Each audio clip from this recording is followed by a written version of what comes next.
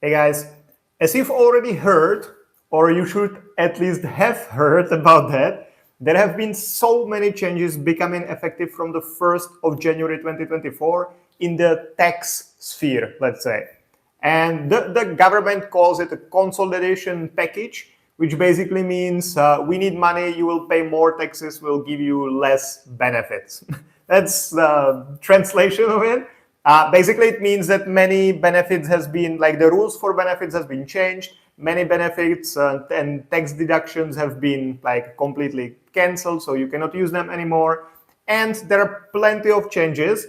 We will be sending a newsletter with all these changes to all our like 16,000 clients we have in the database, if you agreed to receiving a newsletter from us. And so if you haven't, please go to movetoprague.com and make sure you do. Probably tomorrow or early next week, because we needed time to go through all the changes with our accountant and like write some information about that, which will be understandable. So we will be sending it out shortly. But now I want to talk specifically about the increase in Social Security and healthcare payments for self-employed in the Czech Republic. So if you are a self-employed person in the Czech Republic, meaning that you have your trade license, your živno, your freelancing license, whatever we call it, then you are supposed to pay generally three things. There can be variations. Some people don't have to pay the healthcare, some people do, whatever. But generally, if you're a freelancer, you need to pay three things. Income tax, that's paid once a year. Social Security, everyone has to pay that. That's on monthly basis. And healthcare. Some of you have to pay that, some of you don't. But generally, you have to pay these three things. And from the 1st of January, the minimum payments you need to make were increased.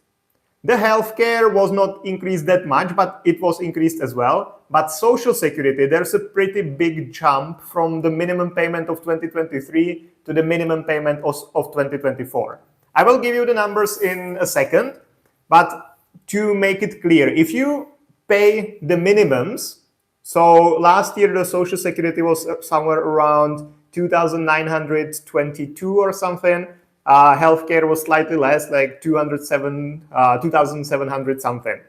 And if your income was kind of low or it was your first year, these was the minimums you had to pay every month. If it's been your like second year or like third year or whatever, you might be paying more already. So if you already pay more than what is the minimum from 2024, of course you keep paying whatever you keep paying. But if you were paying the minimums, then those increased. And now to give you the numbers, which is already probably why you were here. So healthcare was increased to 2,968. So I would say it's around 200 crowns more, which is not much. But Social Security has been increased from 2,900 something to 3,852. So it's almost 1,000 crowns increase, or about 30% of what it was before. So if you're paying just the minimum monthly payments, you need to increase those monthly payments to at least these numbers. If you pay more, you keep paying whatever you're paying. And this is effective from the 1st of January. It used to be the way that you were paying whatever you were paying until you did your taxes, so usually in March, and then the payment was adjusted, either increased or kept on the same level. Now, you have to start paying the new monthly payments already from the 1st of January, even if you haven't done your tax return yet.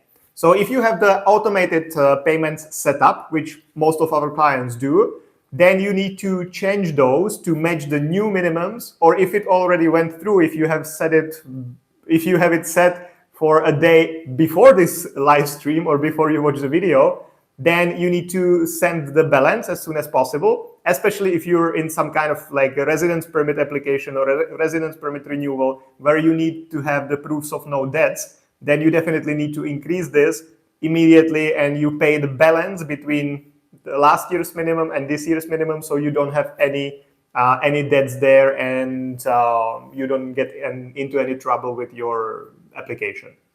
So That's basically it. Then, of course, once you do your taxes, your accountant might come up with a new number based on your income, but those numbers will definitely not be lower than the minimums. So 2,968 for the healthcare, public healthcare, and 3,852 for the social security.